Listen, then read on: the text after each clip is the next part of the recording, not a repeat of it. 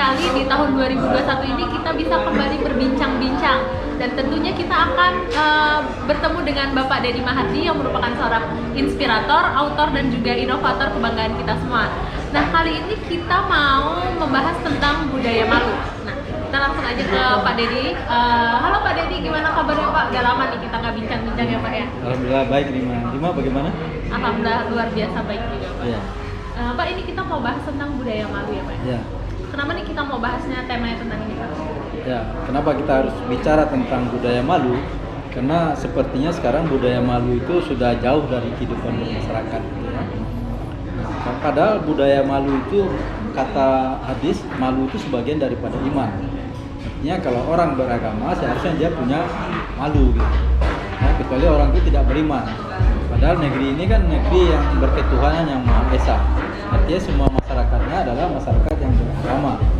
Dengan semua masyarakatnya masyarakat yang beragama, harusnya dalam kehidupan sehari-hari budaya malu itu menjadi pegangan bagi setiap orang. Malu dalam hal apa ini Pak? Ya, malu semuanya ya. Pertama, malu itu kita bagi dalam 4 kategori ya. Yang pertama itu malu hati. Malu hati itu adalah orang yang selama ini hanya menerima, contohnya ya, tidak mampu memberi ya, orang yang selalu diberi kebaikan, akhirnya dia muncul malu hati, sehingga dengan malu hati itu dia ingin berbuat membalas kebaikan orang lain. Nggak enakan, itu malu hati. Lalu yang berikutnya malu muka. Malu muka itu adalah sesuatu yang kurang baik ya. Orang-orang yang mungkin merasa selama ini baik, hebat, tapi kenyataannya tidak baik, sehingga begitu terbuka ke masyarakat dia malu muka. Lalu yang ketiga yang kurang baik juga adalah tidak adanya rasa malu. Orang berbuat salah, berbuat melanggar, mengambil hak orang lain tanpa lagi ada rasa malu, sehingga perbuatan buruknya akan terus berlangsung dan berlangsung. Ya. Lalu yang keempat ya, memalukan. Memalukan itu tindakan yang sangat levelnya sangat di bawah ya.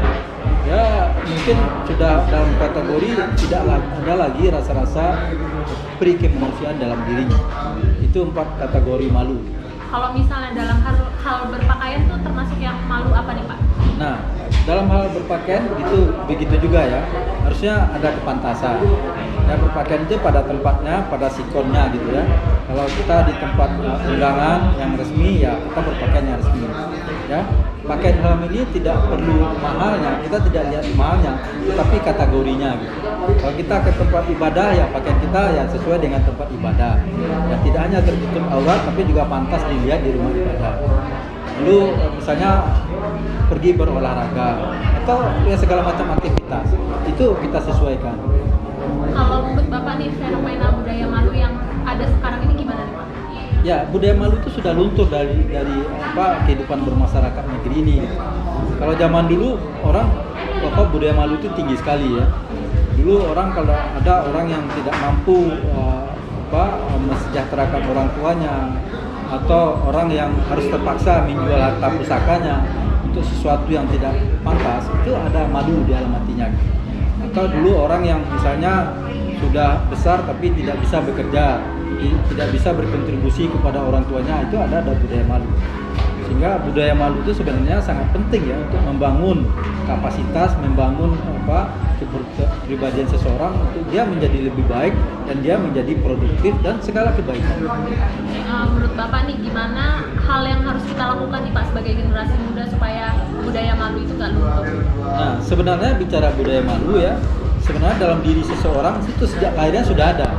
Kalau Rima lihat anak kecil ya kan sering malu. Kalau dia kasih apa malu gitu kan, atau gimana lah. Dari kecil itu budaya malu itu sebenarnya sudah tertanam dalam diri seseorang. Tapi karena pergaulan, karena tuntutan kehidupan, sehingga budaya malu luntur dalam diri seseorang. Jadi apa yang harus kita lakukan? Yang harus kita lakukan adalah menanamkan pendidikan mulai dari PAUD ya, sekolah dasar dan semuanya itu tetap menerapkan budaya-budaya malu gitu. Dalam interaksi di sekolah, dalam interaksi di rumah tangga, itu tetap mengedepankan, utamakan budaya malu itu. Oke, baik. Terima kasih banyak ya Pak untuk bincang-bincang kita yang pertama kali di tahun 2021. Dan teman-teman jangan lupa untuk terapin budaya malu, tapi jangan malu-maluin. Oke, selamat siang dan salam inspirasi.